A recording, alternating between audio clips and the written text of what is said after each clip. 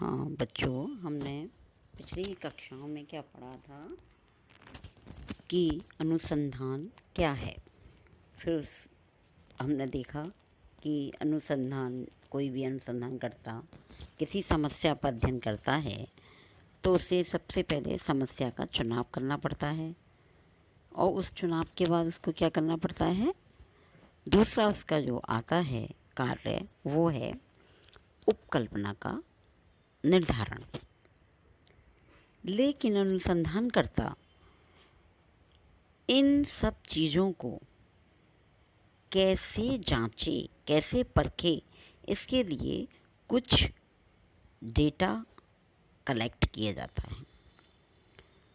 अनुसंधान करने हेतु एक अनुसंधानकर्ता को कुछ सामग्री एकत्रित करनी पड़ती है और ये सामग्री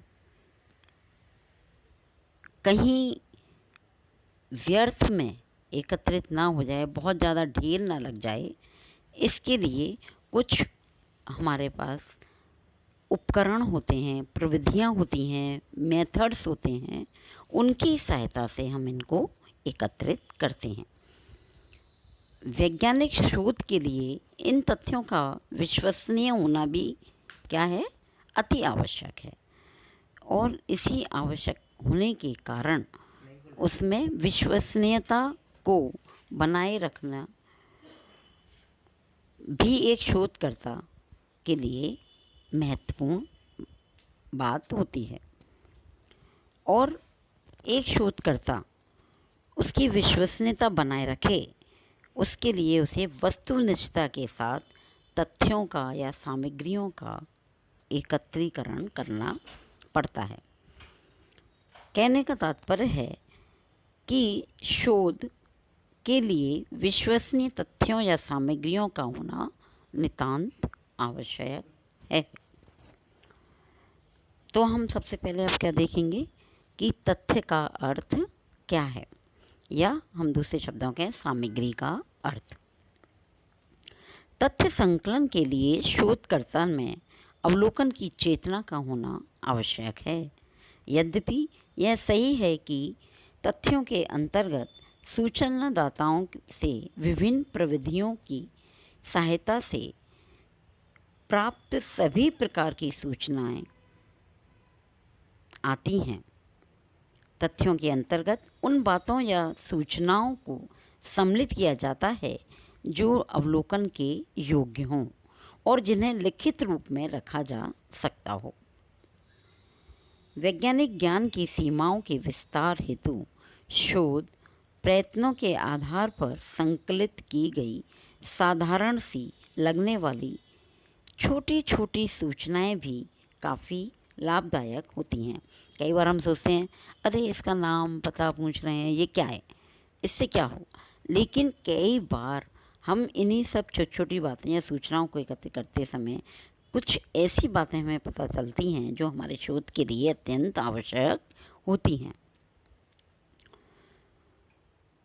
इन्हीं संकलित सूचनाओं को हम किस नाम से पुकारते हैं, तथ्य, या हम कहें दूसरे शब्दों में सामग्री। ऐसे ही तथ्यों या सामग्री के आधार पर वैज्ञानिक निष्कर्ष निकाले जाते हैं तथा नियमों का प्रतिपादन और सिद्धांतों का निर्माण किया जाता है। यानी उपकल्पना जो हमने बनाई, उसके उपकल्पना को जांचने के लिए तथ्य या सामग्रियों का इकट्ठा किया, और जब हमने उसकी जांच की तो उसके आधार पर हम क्या बनाएंगे, इन तथ्य या सामग्रियों के आधार पर एक नियम बना लेते हैं या एक सिद्धांत का निर्माण होता है कि इन प्रकार की घटनाओं के लिए अगर हम अध्ययन करेंगे तो इस सिद्धांत के अनुसार हमारे जो है रिज़ल्ट ये इस प्रकार के होने चाहिए या होते हैं।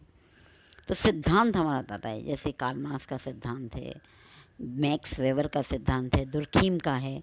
तो ये सारे जो सिद्धांत हुए हैं, ये इन्होंने अपनी रिसर्च के माध्यम से इनको प्रतिपादित किया है। तथ्य संकलन प्रत्येक विज्ञान, चाहे वह भौतिक हो या सामाजिक, का लक्ष्य होता है।